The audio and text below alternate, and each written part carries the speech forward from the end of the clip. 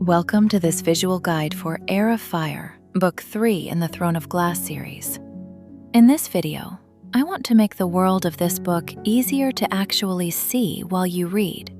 There are no plot spoilers here, but you will hear names, places, and bits of lore from the book. So if you want to go in totally blind, this video is not for you. And if you're looking for my visual guides for the earlier books, I'll leave those in the description. With that out of the way, buckle up. By this point, the story has moved way beyond the glass castle. The map opens up, the world gets older and stranger, and the visual identity of the series changes with it. Heir of Fire feels bigger to me, warmer in some places, harsher in others, and much more ancient almost everywhere. The first big shift is Wendlyn. Compared to Rifthold, Wendlyn feels sunlit, open, and alive in a completely different way. In my head, Varese looks hot from the first second. Terracotta roofs, pale stone streets, dry hills in the distance, and markets that feel loud even before you see them. I picture donkeys, wooden carts, market cloths snapping in the wind, and people actually living in the streets instead of just passing through them. The air feels dense with spice and heat. The castle feels defensive. I see heavy limestone walls, clean lines, cobalt banners in the wind, and a place built to hold power without needing to show off. Then you move inland, and Wendlyn changes again. The warmth gives way to forest, rock, and mountain air. The land starts to rise. The trees get denser. The atmosphere gets quieter and older. For me, this whole stretch of Wendlyn has that feeling of crossing into somewhere that remembers things humans have forgotten. Mistward is one of the clearest places in the book for me visually. It doesn't feel grand. It feels practical, ancient, and a little rough around the edges. I picture dark, old stone, walls damp with lichen and moss, a central courtyard worn down by years of training, and mountain mist always hanging somewhere nearby. The road leading there feels cold and wet, with moss underfoot and thick trees closing in on both sides. What really sticks with me at Mistward are the wardstones. Those giant standing stones around the fortress give the place this strange edge, like the land itself is charged. Not flashy magic, more like a low hum in the air, something you feel against your skin before you even understand it. Inside, Mistward feels lived in. Roasting meat, garlic, camp smoke. It feels like a place where comfort exists, but only because people worked hard to make space for it. Then there is Doranelle. Doranelle is almost the opposite. It feels too beautiful to be fully trusted. In my head, it looks like a city built by immortals who had all the time in the world to make things perfect. Pale stone, blue rooftops, long bridges, flowing water everywhere. The kind of place that looks gorgeous from a distance, and unnerving up close because everything is just a little too refined. Maeve's palace especially feels like that. I picture open spaces, soft curtains moving in the breeze, mosaic floors, marble columns wrapped in flowering vines, and water running through parts of the palace like architecture and nature have been fused together on purpose. Then, on the other side of the story, you get the witch world, and that has a completely different texture. The Ferian Gap is brutal. Sharp wind, stone, snow, ravines, caves, narrow passes. Everything there feels built to test endurance.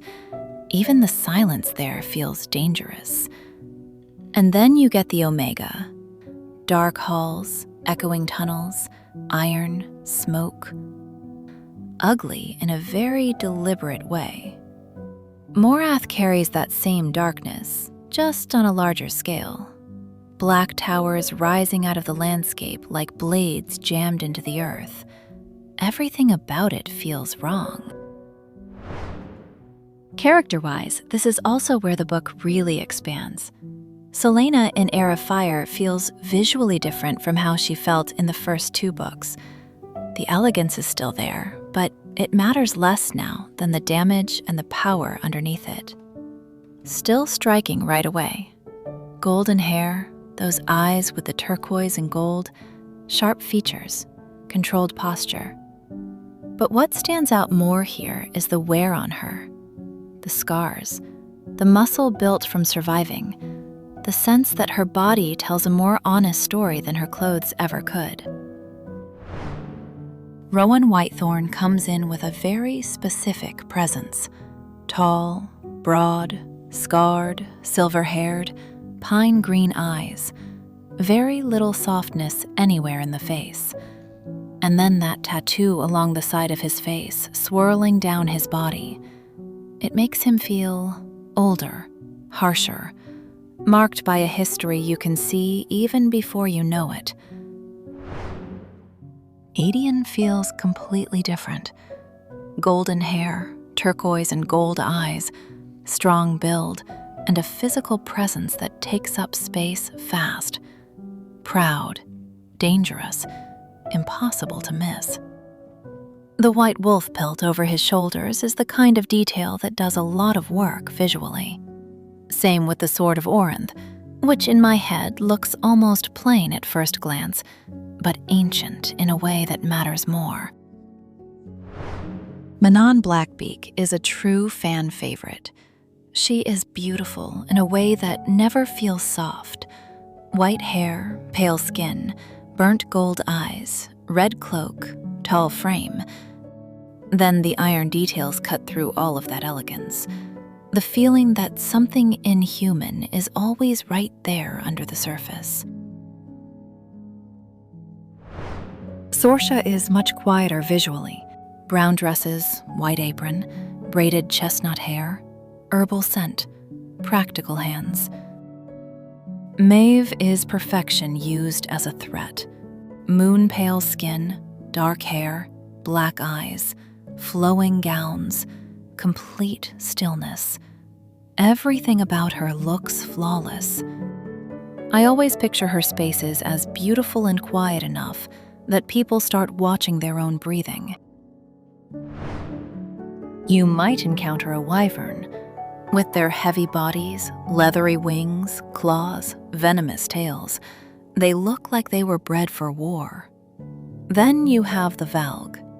In my head, they have a human shape, but black eyes, black blood, and that feeling that something rotten is sitting inside a living body. Wyrdstone ties a lot of that darkness together visually.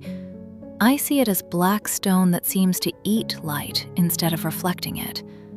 Rings, colors, towers, architecture, all of it carrying the same oppressive energy. And then there are the Skinwalkers, which are just deeply unpleasant. Tall, silent, stitched together from stolen hides, moving without breath. So that is the movie in my head for Heir of Fire. Thank you for watching, and if you enjoyed this video, bless your algorithm with a like and subscribe. And let me know in the comments what stands out most to you visually in this book. See you next time.